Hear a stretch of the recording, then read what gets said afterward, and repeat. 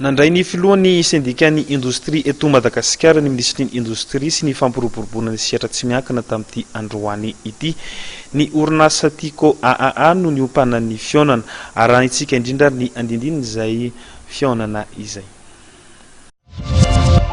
Tokony anatanteraka faran'izay aingana ny fanarahan-dalàny ny orinasa tiko mba ahafahana miverina misokatra.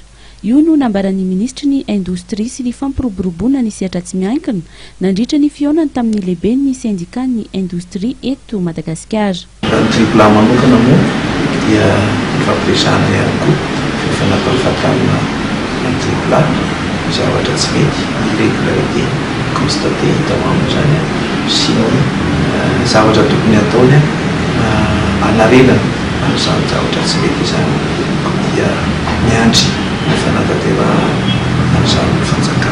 Isan'ny andraikitra ny sendikan'ny Indostria eto Madagasikara na ny sima ny miaro ny orinasa malagasy saingy ao anatin'ny fanarahan-dalàna izany indrindra fa ny lalàna amin'ny feny Indostria na ny LDM. Nanambara ny simy mafaro miaro tanteraka ireny orinasa ireny dia nahita ny fanambarana izay nataony Madagasikara hatreto ministra ary nanasa lay ampanajana ny mba hidinidinika momba ny zavatra.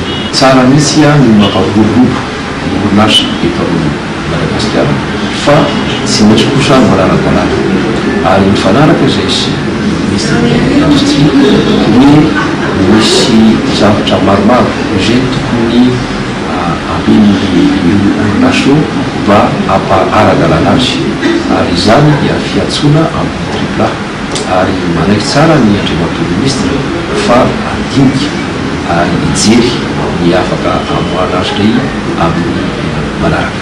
Raha tsy ahivina moa dia tamin'ny faran'ny herinandro teo no nakato ny fanjakana ny orinasa tiko tany Andrano Manelatra. Tsy fandoavana ireo trosa ny fanjakana no antony nanakatonana ny orinasa.